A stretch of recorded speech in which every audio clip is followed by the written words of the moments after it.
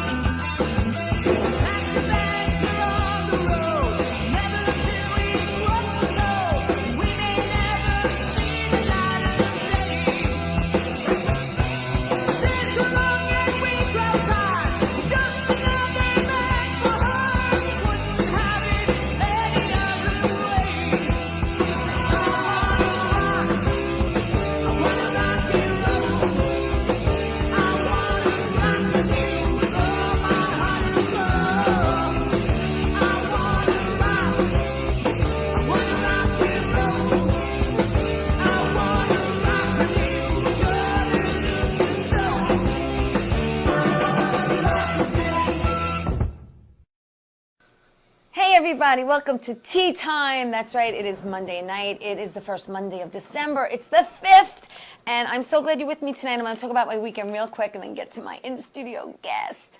It was okay. It was a little bit, it started out slow, you know, Friday stayed in, Saturday it rained, it was disgusting. I actually am learning lines for a short film that I'm going to be filming hopefully this month or next month, so that was great. But it was our annual traditional cookie baking weekend. Now, we usually do this in Queens at my mother's apartment, but because my sister moved into this big, beautiful house in Dix Hill, she's like, come use my kitchen. So we were all there this weekend, my parents, my sister, my brother, my niece, my girlfriend. Bobby's going to put up a pic of my parents. They're my parents. Dad even helped my mom decorate these cookies, okay? So I want you to know that Bobby's going to put up the next picture. Okay, now, before you get rid of that picture, I'm going to let you know we used 15 pounds of sugar, 25 pounds of flour, 18 pounds of butter, 7 dozen eggs. We made over 2,000 cookies, including butter cookies, cream cheese cookies, Regina cookies, pinoles, thumbprint. Listen, you name it, we had it. Lemon cookies, anisette, they were all there and basically boxed and distributed today. So there's only a few left. But you know what? These are the memories you make with your family. And I look forward to doing that. I also wanted to say that we lost a man today who touched my childhood. Bob McGrath passed away. He was on Sesame Street. The man was 90 years old, God bless. But he, you know, every time I turned it on, he'd be there and he helped make my childhood memories watching Sesame Street. So a great loss, but a great man. Now I'm going to introduce you to another great man sitting next to me. He's an actor, he's a writer, he's a comedian, he's a friend of mine. We met many years ago. Mark DeMeo. Hello, my friend. Hi, Teresa. How are you? I'm okay. I'm just looking at how... You're looking at how we look? How fat my jowls look. I'm like, how did my face get like this? I'm trying to find a position where I don't look so big. You gotta push your head back or something. I don't know. So listen, I want everyone to get to know you. For those who don't, you're originally from Astoria. Yeah, man. Astoria's in the house. Well, I'm from Queens too, from Bayside. Okay. And I went to Cardozo, which I know you went to Queensboro, which was like right across the street. Well, yeah, I went to Queensboro for a couple of years. For the 13th grade. But I went to St. John's Prep. Yes, you went to prep, and you started out very, very young in uniform. Bobby has a picture of you, and you're very, very young in uniform. But that's probably from prep school, no? No, that's from military school. Is it a military school? Yeah, I got shipped away. What happened was I used to talk a lot in class. Oh, I did too. Yeah, like I wasn't like I was like a professional heckler. Like my whole goal, I don't know why in school at that age was before I got shipped away. Yeah. Was to like disturb learning. Yeah. Like I always had to like talk and make jokes, and then at some point, I was going to like PS 85. They recommended to my mother that I should probably go to some place where they can give me more attention. Right. And they found that military school for me, and then they straightened me out right away. But they used, Yeah, they used to hit you, man. Did they? Or back then they could. I didn't talk for a whole year. Really? That was the best year I ever had in my life. I was so Wow. scared when I got there. I had like a 95 and above average. Yeah. Like, Like the best grades. I never got 100 on a test though. I never got 100. but no, but in that 5th grade, That was good. When I got sent there, yeah. I was so scared. I just like, I paid it. I did my schoolwork and I paid attention and I did my homework. Right. But by like the time I got into 7th grade, then I started acting up again. And by the time I was in 8th grade, They couldn't keep you quiet for long, Mark. I got busted right before. If you look at that, that was like my my graduation picture. Yeah. I had corporal stripes, but I was really supposed to be a sergeant. I brought my jacket down to get promoted. Really? Prior to the graduation, which was like a week away. But we used to do this thing. We were on the 3rd floor, and I was the monitor of a room.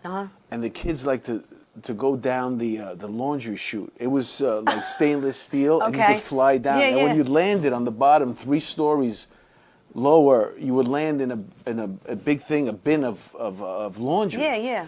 So what Soft we used in to the do, fall. we used to throw them down there. So, and they loved it. Boom, boom, boom, boom, boom, boom. And it was so much fun. They'd run up, they wanted to do it. It was like a ride. So I had this one kid, and I was ready to throw him down. And this kid wanted to go head first. Most of the time, no. And these were like 3rd graders, 2nd graders. Yeah. And I had this one kid, he wanted to go head first. So I was ready to throw him down. And all of a sudden, Sister Demetria walks through the door. And she catches me with this kid in the air.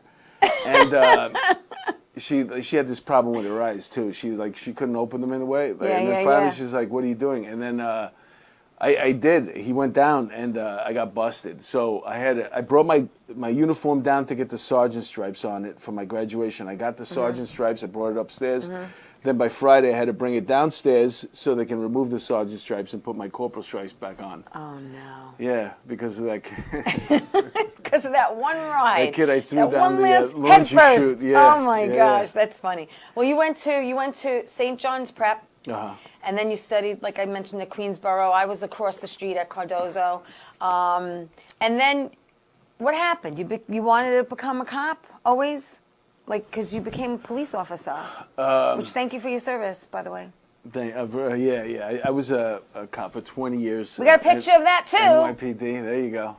And you were young. You were 25 when you joined, and you put in your 20, and you got out at 45, correct? Yeah, what happened was, I think at some point you realize, like, when you're growing up in New York, like, for example, I always joke that I got a 700 on my SAT, combined. And then, like, I spent 5 years in a 2-year college. So, at some point you realize, and the people that care about you, they start talking to you, hey, why don't you, do you ever think about taking the city tests? Yeah, sanitation. All that. So, but also, too, my uncle was a cop, and a couple of guys I was that just I going grew to up ask you with. if anyone in the family. Yeah, my Uncle George was a cop. As a matter of fact, when I first got on the job, I actually worked with him for a few years. Oh, that's cool. A shout out to my Uncle George. Hey, that's nice. Yeah. And you were in the 2-6? Well, where were you? I started out working in Queens. Yes. I worked in what was called the Queens Task Force. And that was a lot of fun there. And then when I started with the acting, or I had an interest in acting. Yes. I started going to HB Studios in the city. Yes, very popular. So I needed to get, so I was working the perfect tour for that in the task force. I used to work 6 at night to 2 in the morning, so I could go to my Friday class. Right. I could rehearse my scene with whoever my scene partner was. Yeah. Because once I became a cop, I realized, okay, I'm doing this. I was a newlywed. I'm doing this for her family. I married a Greek girl. You married? How'd you do that? How'd you infiltrate a Greek family? I dated a Greek guy in high school. He's like, I could date you, but I can't marry you. Yeah, you know what I mean? Because Greek usually marry Greek. Yeah. You're 100% right. It wasn't easy. It wasn't easy. But you did it.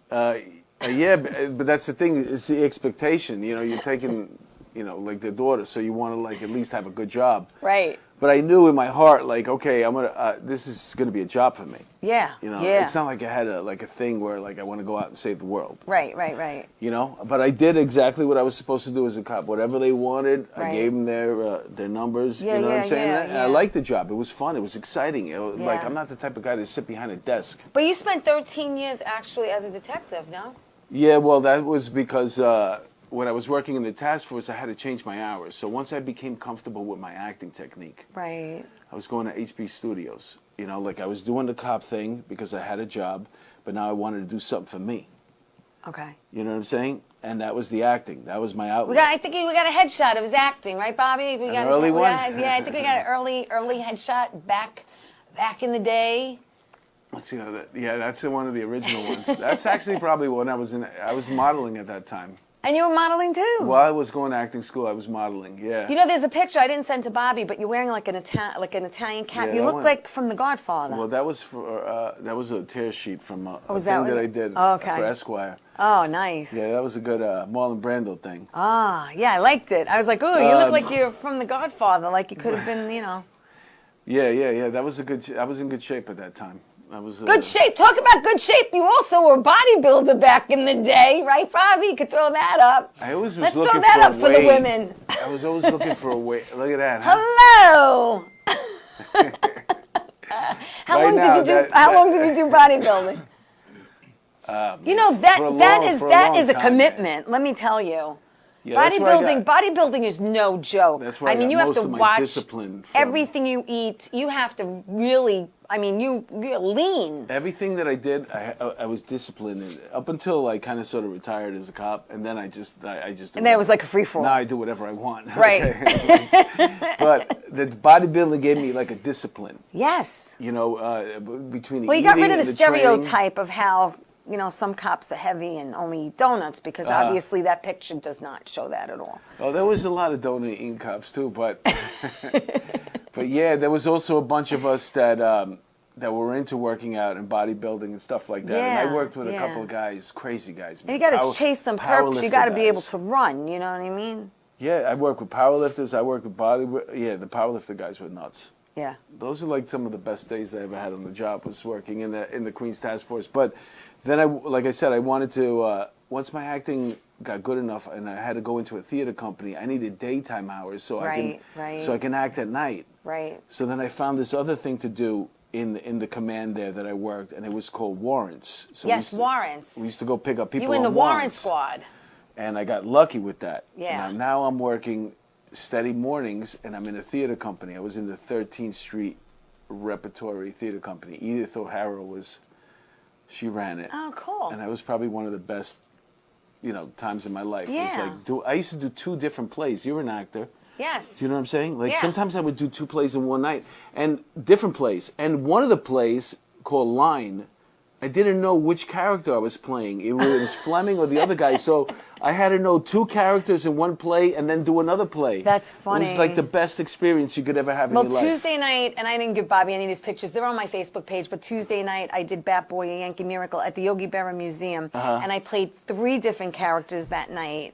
And I played the other woman, where when I come out, the audience like gasp. They're like, and then I play Raina Grone's aunt, and I find my son shot dead. So now the audience is crying with me. And at the very end, I come out as this blonde, busty girl who's real ditzy, and I play the marshmallow salesman's girlfriend, who Billy Martin actually punched out in real life. Oh my God! And then I leave him laughing. So, but it's like, but I know what you mean, because Greatest thing. it is. There's nothing like live theater, and we're going to get into that more later with your own show that you did. But you know what? We're going to take my first break, so don't go away. More with Mark when we come back.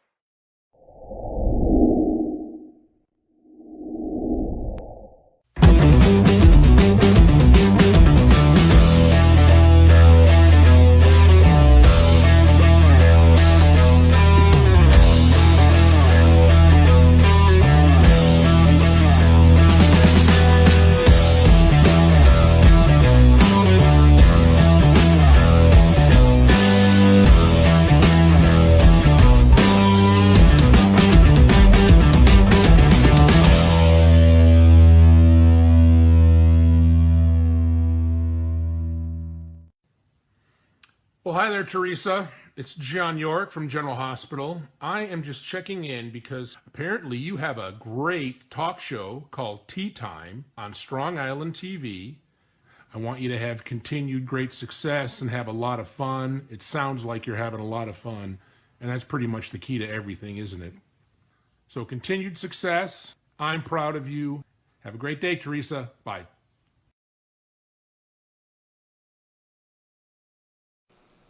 Hey everybody, welcome back to Tea Time. I'm with my friend. He's an actor, he's a writer, he's a comedian. Mark DeMeo is in the house. Yay! Took the ride from the Boogie Down Bronx. Yeah. Yes, you did. Yeah. And let me tell you something. You got so busy. We're talking about his career and how he, was a police officer for 20, put in his 20, he left. But while doing police work, you were actually acting and doing so much acting. You were on As the World Turns a lot, right? And then you did a movie with Danny Aiello. Tell me about that. Well, As the World Turns, when they had a lot of soap operas filming in the city, Yes. you can, as a young actor, you can go there and do background work. Yeah. And then once you became, I guess, reliable or responsible enough, your background work, if you were lucky enough, could lead to what's called a 5 and under. Yes. So that means they would actually give you a talking part, 5 words or under. Okay. So I wound up getting that, and then just through continue working with the show and everybody liking me and stuff like that, one time I got a day player role. Well, a day player means that you're going to do but then I wound up becoming the captain of the SWAT team in this hostage negotiation thing. Right. And I had 2 days of shooting, but it one day was on a Thursday and the next day was on a Tuesday in the following week. So they had to hire me for as a contract part. Right, right. Yeah, so I actually had a contract part on a soap. But then Danny Aiello, I did his TV show. Danny had a show called Della Ventura. Yes. And it was a primetime series, and I auditioned and to play a boxer. Mm-hmm. And I remember I got a call back. Mm-hmm. So what happened was Danny Aiello's show, the first time I went to play a bodyguard for a drug dealer. Okay. And I'm with this guy, another actor. We're the 2 guys who are standing in the back behind this drug dealer scene, right? Right. So this guy, Peter Bootsma, great guy. I haven't seen him in 25 years, but I'm sure he's still a great guy. He says to me, do you have a headshot? I know the first AD. So I said, yeah. So I gave it to him. So he gave the headshots to the first AD. And the next thing you know, 2 weeks later, they're calling me back. Are you really a boxer? Because what happens is under special skills, yes, I put I'm a boxer. Right. And I was. Right. I trained as a boxer for, right. I don't know, a year at Lost Battalion Hall on Queens Boulevard. Yeah, yeah. And so I could fake it better than anybody. Yeah. So I went in, and I get a call back. And now I'm working in remember I told you the task force for doing warrants? Yeah. And I get the call back. So I tell my boss, I said, hey, listen, man, I need the afternoon off because I got a call back. He goes, you don't have to take the afternoon off. We'll bring you. Oh. So we went into the city. I do this callback where I go upstairs, I meet Danny, I act the part out, he sends me out with his son. Yeah.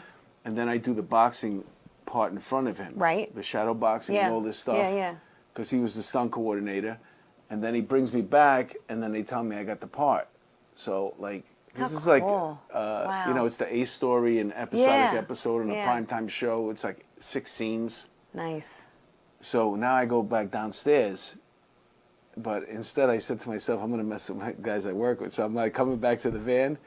And they're like, so what happened? I'm like, man, I didn't get the part. And they were like, really? Oh, don't worry about it. And they're so encouraging. These guys are, don't worry about it, bro. We got you, man. We get the next one. I was like, nah, I got it. So then we all went nuts. And it was probably one of the best days. Yeah, yeah. That's great. Yeah. And then you were on Central Park West. You did a bunch Central of Park commercials. West, that was before that. Yeah. That was actually how I got my SAG card. I was just going to ask you how you got your SAG card. Okay, from Central Park West, huh? They used my pictures because I was a model at the time to be on the show. And then they had a scene at the end where this Mercury Man, who I was supposed to be on the show, where they were doing an ad campaign about it, they would just point to the Mercury Man. I was the Mercury Man. Okay. So then at the end, there's a scene there where I just go like this. So I got 2 waivers on my SAG. Right. And the third one was from a commercial thing that I went to. I shouldn't have been there. Really? Yeah, so I got, and it was I think at the time it was $1,200. And now it's Oh, it's $6,100. No, I'm sorry, it's $3,100. Yeah, the stack card is 30. I think It was $1,200 back I think it's then. 3,100. And I was so smart because I was like, I took the 3 waivers, I joined, and then next thing you know, like a month later, I got my first part on TV. Wow, Talking, yeah. that's awesome. That's great. And then, you know, we've got some pictures of you working now. Well, more recent. I don't know if Bob, you want to throw them up. You can tell me what they were, because you've done quite a bit of stuff now. That was on FBI's Most Wanted. Yes, that was in 2020. That was probably one of the better scenes that I've ever had on TV. Almost got into a fight with this guy. He's the brother of what's that blonde guy? There's like 3 brothers, really handsome guys, blonde guys. He was on the show there, and we stood face to face. So supposedly almost got into a fight. So that was a cool scene. That's cool. And I think there was one more after that. Oh yeah, that's Hello. That was the Law and Order. That's Law and Order. You know what? Let me tell you And you something did that about in Law and Order. 2019. We were talking about this before, right? Yeah, Law and So, Order. Yeah. if you're an actor in Thanks, New York Bobby. City, well, they say you're not an actor in New York City until you've done Law and Order. Right. So And my daughter, she tells me, I don't care what you're doing, Ma. Just talk to me when you're on Law and Order. I auditioned for Law and Order. It had to be 15, 20 years in a row, at least Really? twice a year. Yeah. And I never got the part. Wow. And a lot of times it was for playing a cop, and I was a cop.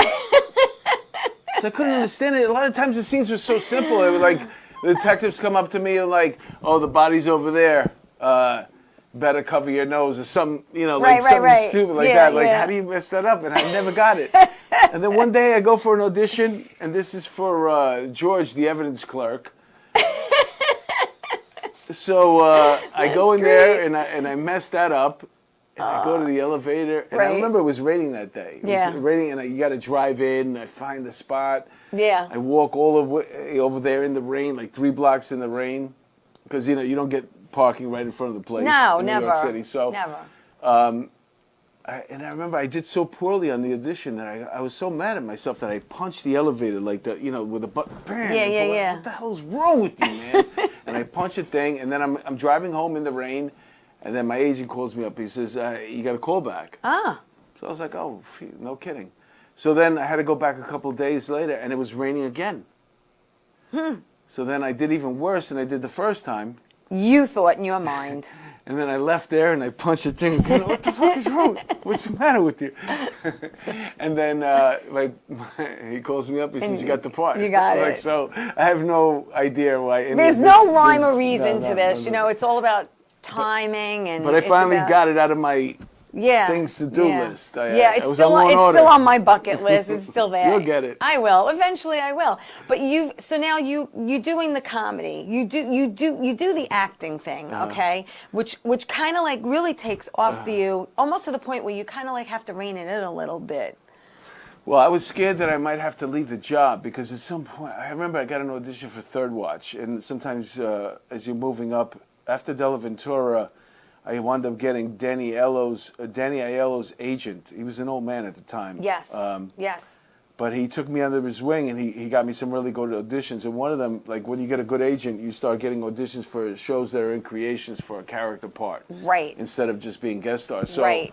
I went up for Third Watch while I was being created, and I got really close. Wow. And then I was like thinking to myself, man, like what's going to happen when I actually get one of these? You know what I'm saying? Like, what am I going to do with the police How many years department? did you have at that I time? didn't have that much time in at all. I had less than 5 years. Wow. So I was like thinking to myself, like, how am I going to tell, my Greek wife's family that, I'm leaving this secure job that you entrusted me with. I and will your not have a daughter pension from the to police go into department. this acting career. Wow. So I don't know. I thought to myself, well, I found a way out. I started doing stand-up. I was like, Yes. I want to do this instead. I didn't really Okay. know how much I wanted to do with it, but I just got scared. So I was like, But what clicked in your head? I'm going to do stand-up comedy. I created the scenario where I said to myself, well, if you really want to get the power in your control, you have to, you either got to write a screenplay, you got to do a one-man show, you got to do stand-up. That's how you get so in my head, I'm thinking Right. like what scared me the most was stand-up. Okay.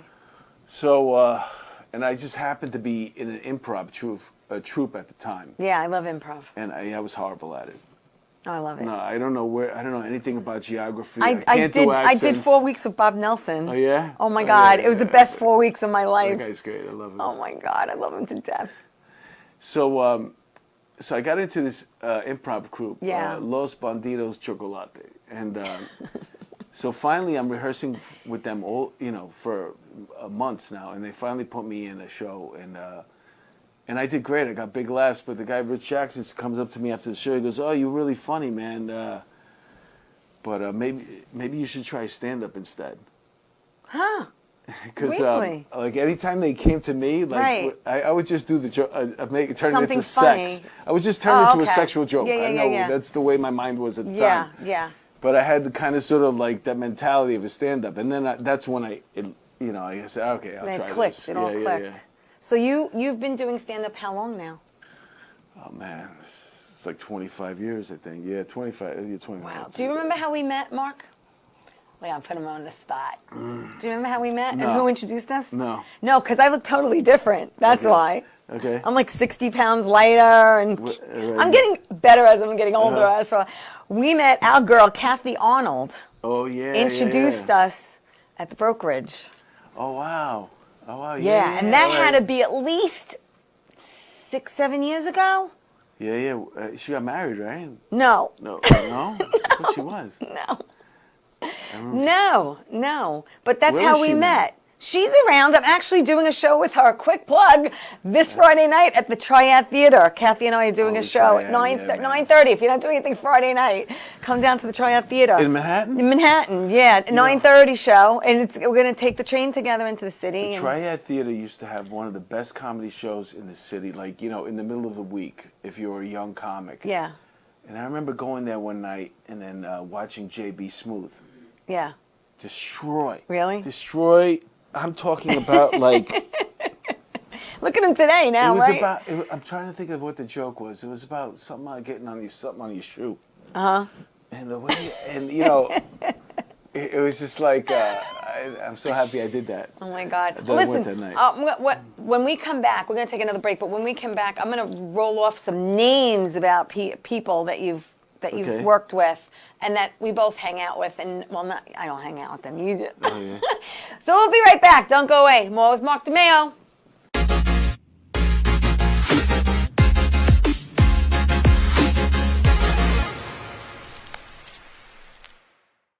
Wonder Woman was everything to little girls, especially that look like me. She stands for being a voice for people that need a voice. My organization renovates homes for people with disabilities. And when I come home, a self-care routine makes me feel my best. I'm very proud of the difference that we're making, and to see that impact in my community inspires me to work even harder for everyone around me.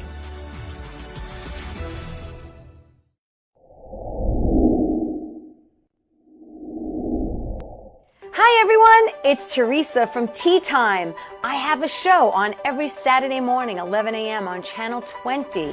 What's Tea Time about? Tea Time is about interviewing people in the entertainment industry. Actors, producers, singers, dancers, magicians, MMA fighters, Donnie Most from Happy Days, and Butch Patrick from the Munsters, Kieran Sheehan, who played the lead in Phantom of the Opera on Broadway, and so many more. So check out my show. It's fun, it's entertaining, and it's interesting. Hope to see you there.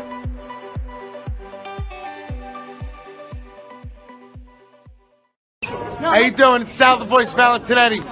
Why are you watching me? You should be watching Teresa Canastraci Tea Time with Teresa Canastraci Farrell. And make sure you follow Teresa on Facebook, Tea Time with Teresa Canastraci Farrell. We'll see you there. I love the way you say my name. I love.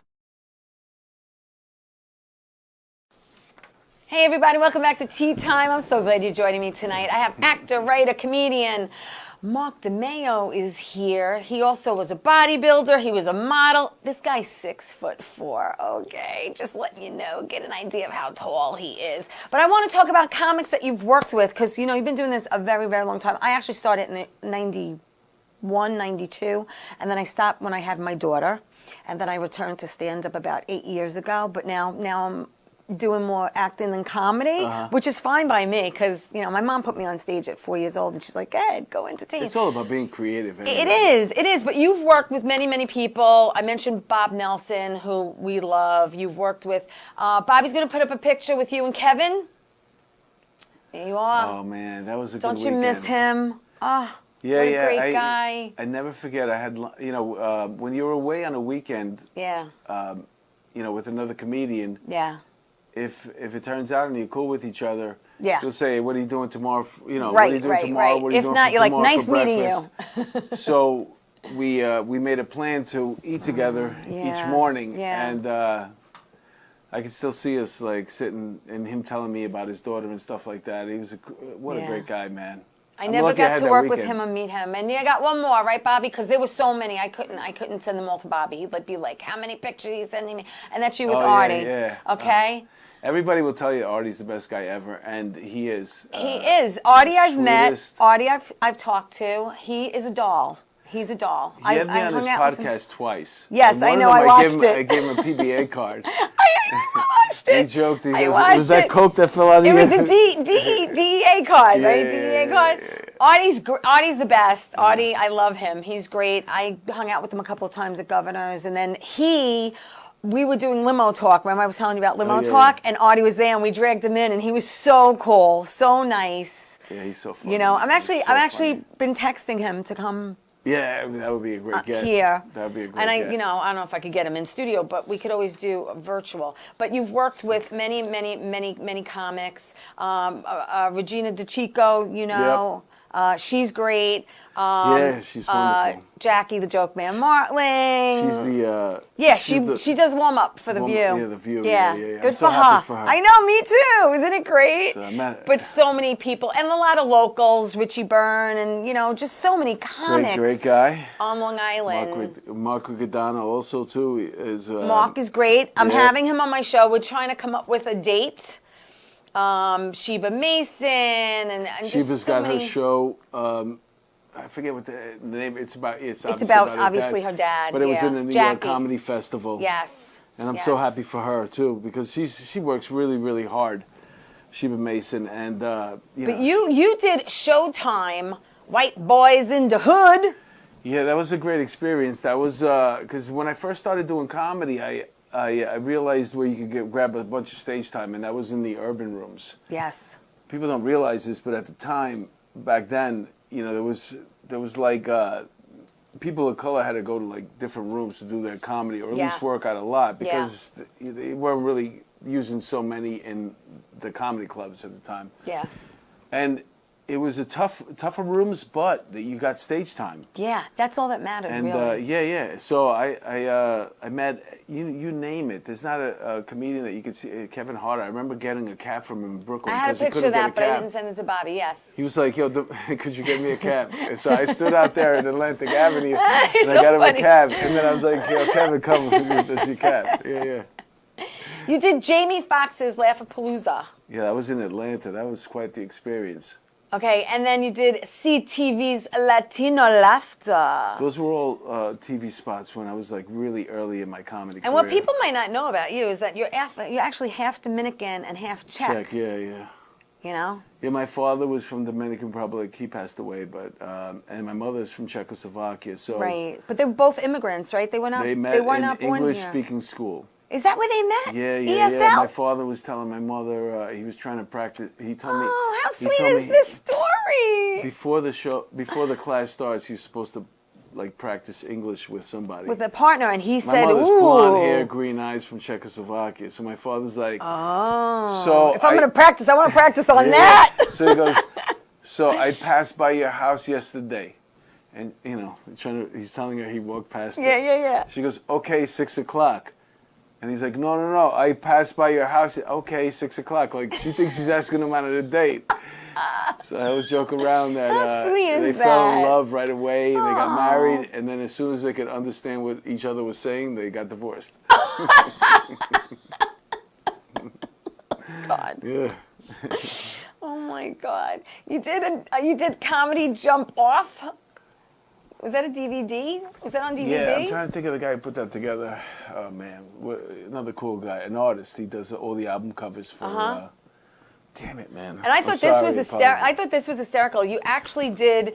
You just been cranked called for 98.7 Kiss FM. Yeah, my friend Talent was he was one of the radio personalities on the morning show on 98.7 Yeah. Kiss. So they used to do a thing where they crank call you. Yes. So I used We've to come all in, heard that on the radio. and I go in and I would do the voices of like I guess white guys, you know, whatever. But that was a lot of fun. Yeah. And he's one of my good friends in comedy too, Talent. Now, did they like give you kind of like a script, or like did you improv a lot of it? It was just a premise. How'd that work? You know what? It was. It's so funny. We used to go off the cuff, but like so. One of the scenes I remember was like they said, you know, your son's been arrested, and you know he's got charged with 9 robberies. So like you know, since I was a cop, I could do that really well. But the mother started crying on the phone, and then we couldn't use that one. So it was like a couple of things, you know, because the person's in on it. Oh yeah, they're the ones telling you call my mother and tell them I've been arrested. But they don't know how they're going to respond. Yeah, you don't know how they're going to respond. So I'm like, at some point, I'm like, yo, this Oh isn't my- going good. I don't think we should go further. You want to talk to her? Oh wow. Yeah, I told the guys, so you want to talk to your mother, please? I don't want this on my head. Oh no. Because it's funny, but it could also be like, where you feel bad about it. It You could know? be too good. You could be too real.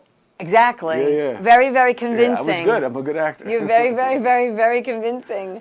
And then you also did this. You do this thing called After Hours with Mark DeMeo. Well, I have 2 podcasts. Off the cuff. Let's talk about your podcast, because you do have 2 of them. And actually, you did one right before you came tonight. Yeah, before I came tonight. So I'm on a platform. the first one, what was the first one? Was...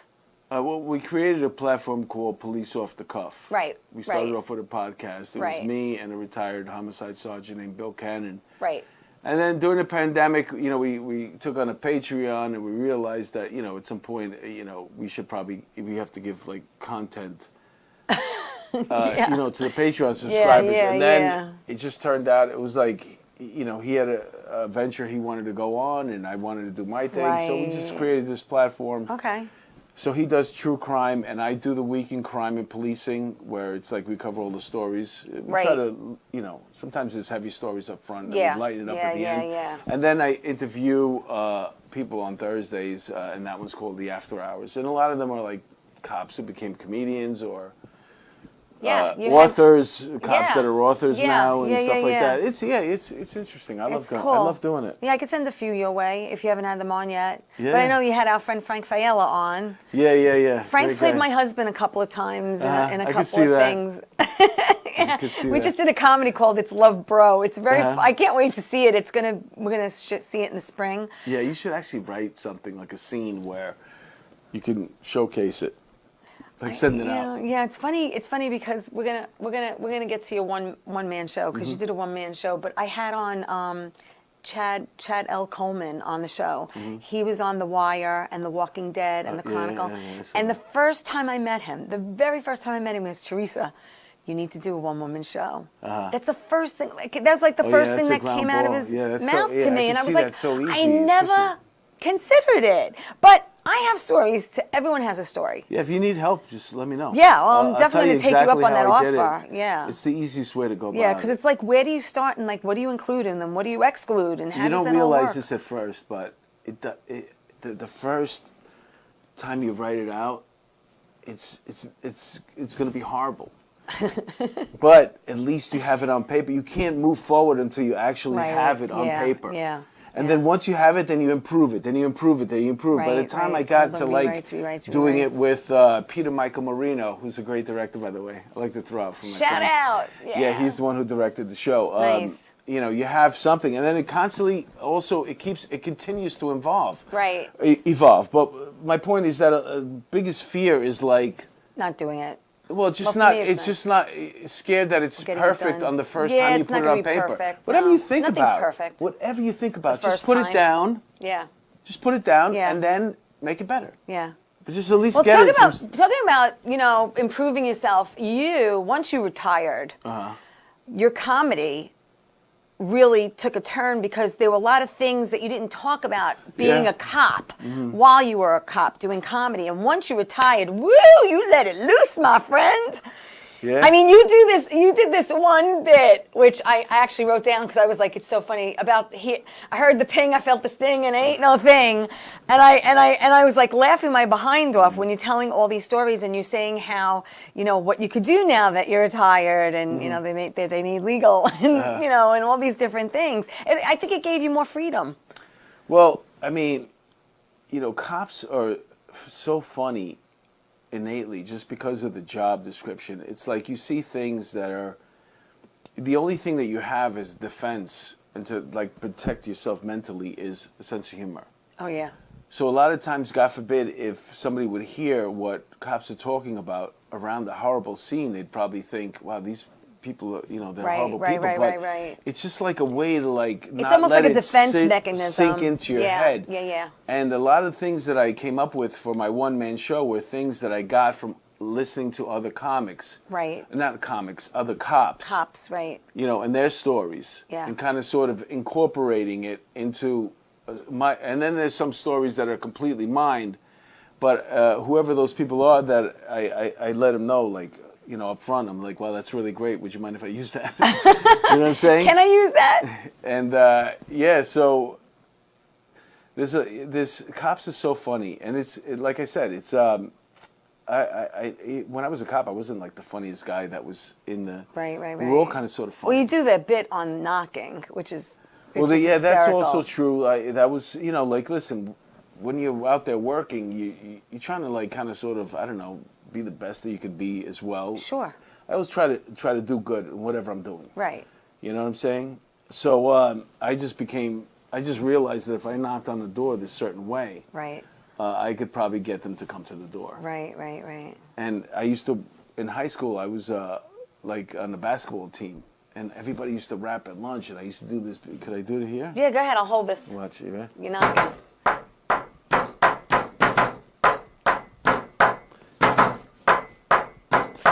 Now, isn't that a whole lot better than this? Yes. Like, if you heard this, you're No, not answering the door. I would answer my door. But if somebody's on the door like this, you know what I'm saying? Like in that, It's true. and I know a lot of beats. I almost started using this hand. If I start using this hand, forget it. But it worked. So it was like, when you're looking for material, Yeah. like I remember I was Well, in they say the, write what you know. I was and, in you the know. comedy club one night at Yeah. the Eastville. Yeah. And one of the cocktail waitresses, she said to me, "Oh, wow, you're really a detective? You probably handled some really interesting cases." And I was like, "Nah, not really. Most of the cases I got were bullshit, like stupid stuff, neighborhood nonsense." Yeah. That's what I told her. And then I realized, like, I always wanted to investigate homicides, Right. but I never got a chance to because I happened to work, like, during the biggest drop in homicide history. Really? Well, when I first got on the job, there was like over 2,200 homicides, and by the time I left, there was less than 300. Wow. So when I was a detective, like Yeah. nobody was dying. Well, a little inside quick story. I wanted to become a cop when I was younger. And when I approached my parents, they were not thrilled with that idea. Yeah, I can see that. But I did become an auxiliary police officer, Oh, and I okay. worked at the 111 in Bayside. Oh, wow. Yeah. All right. And I loved it. And they used to call it Fort Azalea because nothing ever happened back Yeah, then. there's a lot of squirrel chasing. You know what I'm saying? Yeah. Like, I mean, the worst thing we got was someone was stripping a car. I remember we got a call that someone was stripping the tires off a car. I mean, not like we could be as involved as someone who's Yeah, no, armed. auxiliary, we were listen. just the eyes, and the ears, and you know what I mean. But I loved it. I really did. I loved it. Yeah, the auxiliary, God bless him, man. Yeah, I know. God bless We're into him. cops. Good, you could say it. I know. No, God bless him, man. Listen, they give him a police uniform, a real police I know. uniform. I look good in blue. And then they send them out there with no gun. No, we didn't. We These didn't have a people are gun. No, it is crazy. crazy. It is crazy. I was crazy. Why would you I ever was. do that? Because I wanted No to do it. paycheck. I wanted to serve my No, I community, get you. and I get really you. wanted to. I just think they should change the uniform a little bit. Maybe. Like just put Yes. like in bright lights auxiliary, not a real Not cop. armed. Don't shoot me. Not Don't- armed or I'm just- dangerous. I'm Like, how could you send them my out there? God. And the only difference I know, is it's the true. shield. It's 'cause true. like a The star. shield is different. But yeah. who knows a shield? It's true. It's true. But I had the nightstick. I had the handcuffs. I had everything but the gun. It's true. All right, listen. We're gonna take my last quick break. Please don't go away. More with Mark DeMeo when we come back. Don't go away.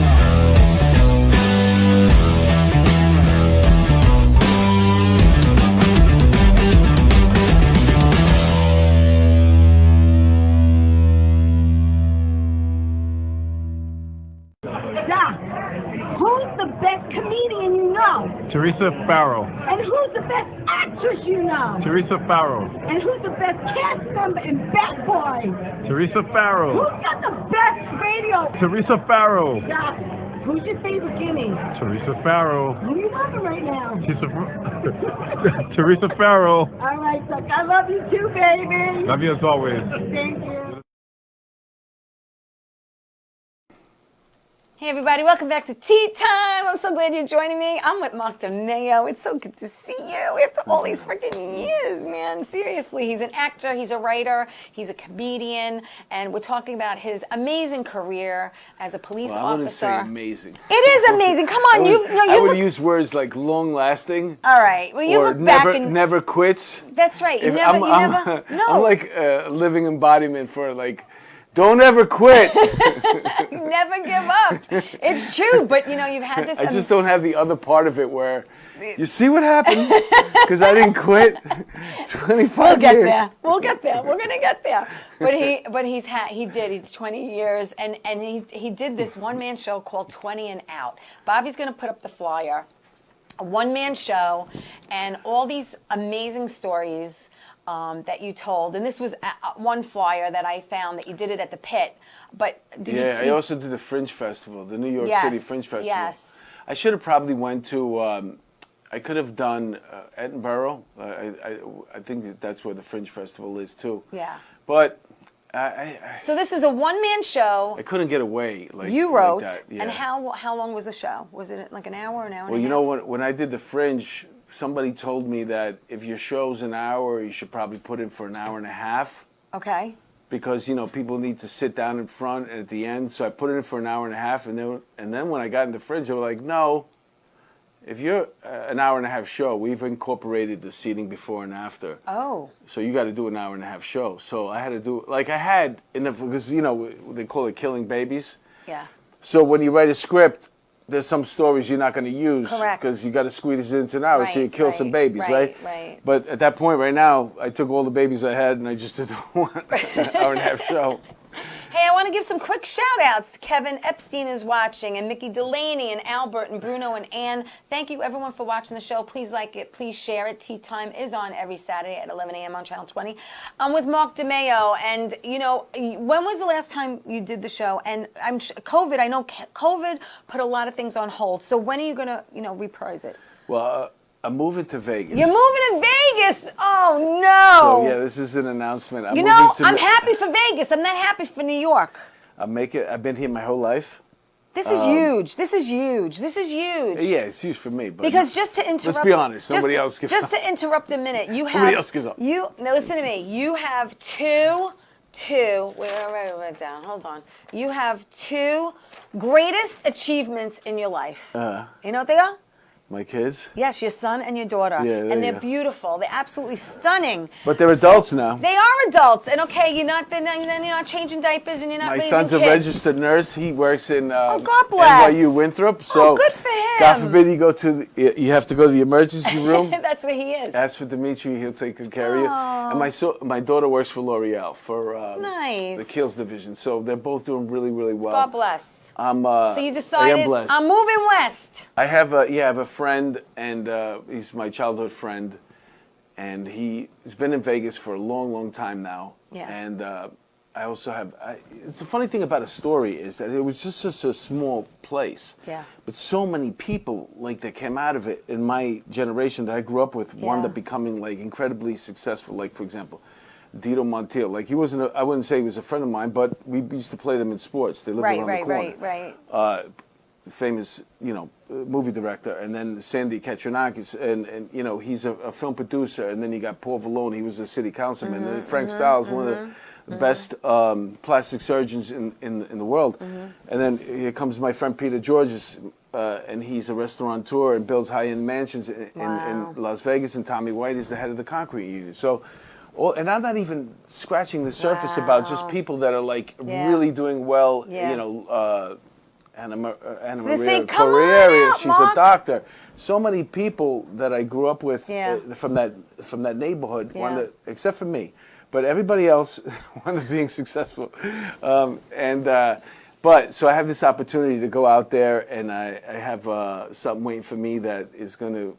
So I'm gonna do it, man. I'm gonna go out there. Okay. I'm gonna still be able to do comedy. I'm gonna still be able to do the podcast, Yes. and I'm still gonna be able to act. I want to Right, bring back right. 20 and Out, but I want to do Okay. like a 2.0 version. So many Okay. things have happened, like Right, defund right, the police. right, You know, right. like, Yeah, how did yeah, that work yeah. out for you, by Yeah, the way? right. How did defund the police work out for you? Let me ask you Oh, something. yeah. Yeah. In San Francisco, they want to hire robots right now. Oh, I didn't hear this. And they're giving them the ability to kill people. Like, they'd rather have a Oh, robot come on, kill people really? than, like, cops. Is this RoboCop now? I think they're watching a little too many movies. I don't But know. I'm just saying that there's so many different ways that you can go with this, but I'm putting it together. And then I have an idea for another one-man show. So I'm going to be doing my All right. shows so over there. it's exciting. It's an exciting time for you. Yeah, that you're looking, forward to a new adventure. It's always what you make it. This is true. You know what I'm saying? This is So true. it's up to me. Like, I could sit here and chase the same nickel around, or I get it. I get it. So Yeah. why not? Yeah. Why If not you live can your do life? it, if you For can do crying out it, loud, if you damn can it. do it, take the chance and do it. No, I said during the pandemic, one of the jokes that I wrote during the pandemic was, oof, we're going to see how many people got divorced and how many people were getting pregnant during that time. yeah, You know what I yeah, mean? yeah. And a lot of people changed careers and they reevaluated and they were like, oh, I don't know if I want to, still be in Yeah, the a same lot of people made situation I'm in. mistakes. Some people got married during the pandemic, which Yeah. is like, to me, I was like, are you kidding me? Like, if you could really, like, stretch it out. Yeah, it's not something Now's I not the would've time. done. Like, Yeah, honey, no. listen, I really want to, I thought we were going to have a big wedding. I wanted to have our families there. Now they're all trying to catch up on all that stuff. So I was like, why would you do that? I was thinking, Yeah. what a moron, right? Yeah, I don't. And yeah. then I'm thinking, either he's a moron or he's a genius, a pathological genius. Because think about it, you get married during the pandemic, what happens, right? I know. You can only have 3 people at your wedding. That's How much it. money do you That's save? It. That's it. A ton. Oh A my ton of God! money. Yeah. And everybody else, they're still sending you gifts. A ton. This is They're true. still sending This you is- gifts, This and is they so true. because they're so happy they didn't have to come to your wedding. Yeah, I know. My daughter's getting married next year. Oh, And congratulations! she thinks she's a Kardashian because she's inviting like over 400 people. Oh, 400? Yeah, Oh, it's 300. crazy. It's like my big fat Italian wedding. It's just insane. It's really insane. So I just want to tell everyone how to follow you. Not to stalk him, but just to follow his career and what he's doing. Mark DeMayo, DeMayo. He's on Facebook, he's on Insta, and he's on Twitter. So go to these venues, go to these platforms, look him up, see what he's doing. Now we're all gonna, see you making a move and look forward to bigger and better things for you Yeah, and you got- announcements that You have so many things cooking too. I like- got, I'm cooking. I like to cook. Yeah, you're a good actor. You're a good Thank actor. you. I appreciate that. I hope we get to work together one day. Yeah, me too. What are you doing? What's that? The Benson? Bensonhurst Boys. We're doing Bensonhurst Boys. That's going to be great. I got into Gravesend season 2 with Gravesend. Willie DeMayo. My friend is on there too. Who isn't? Peter Guardio. Yeah. Guess what? That's my Peter went buddy. to Cardozo with me. Oh, and we used to work out in the same gym together. his best friend, I'm going to send him this. Pete, I'm sending you this. his best friend, Al Stevenson, lived on my block in Bayside, so he was always on 210 Street hanging out. I love Peter. Peter's man. the best. Yeah, Old he's school, I'm so the happy best. so happy for his success Yes, and me the too. success of Me that too. show. He's, at this a long time. You Yeah, know, yeah, started yeah. on Bronx Tale. Yeah, I know. Back in the I know. day, I remember when they were he had filming the that. opening line. That's I'm where I like lived. watching it, going, "That's Peter." Yep. It's crazy, right? Yeah, yeah, It's yeah. insane, but it's such a fickle industry that we're in. Like just you never gotta keep know. going, man. Yeah, well, that's the whole thing. Like Yeah. I turn around, I say, because my mother, look, my friends kind of like encourage me, and it's like your family that is like, when are you going to get a real job? You know what I mean? And I tell my mother, it's not a matter of if it's going to happen. It's a matter of when. And I joke around and I say I don't like to knock on doors. I like to kick them in. But I said I don't care if I'm 80 years old and I say, where's the beef? Or I fall in and I can't get up. Something Yeah. eventually has to happen. I thought about this too. If you think about it, like if you only get two parts a year, right? Yeah. And then 20 years later, you're still doing it. You've been on you have 40 parts on a TV show or in a movie. Yeah. And no You know what part I'm is saying? too small. That's another thing I want to say. Is No, no that's not part true is, at all. No. Come that's on. not true. No, listen. No part is too small. Meaning that if I'm offered a part that is not a big part, but it's a part, and I do it, I love it. For me, it's the passion and for the love of it first. Okay, yeah. So, for me, no role is too small. I can make it the way I want it. You know what I'm saying? Yeah, I know. But you know what? I also get a lot of people that they want to use the either police uniform or something like that. And like, hey, Yes, can you come and do my yeah, movie for no yeah. money? I'm Right, like, right. no, Yeah. absolutely not. Yeah. I'm not doing You're like, do you get paid? I'm kidding. I do You're too. still- No, there's certain things that we'll do. I was just kidding. know. It depends how interesting the thing is. If the thing sounds like it's going to And be if fun, you want to be involved in it. if the thing is going to be fun, just do it. You Yeah. never know where it's You know going what to was go. fun? Look, You know what was yeah, fun? This was fun. Yeah, This was fun. And I'm out of time. And I want to just thank you again for doing this for Thank me. you so much. Making this trip here. I love you. Thank you so much. All right, so listen, everyone, have a safe week. Tell everyone you love them. Stay safe, everyone. See you next week. Ciao. Say one bye. Ciao.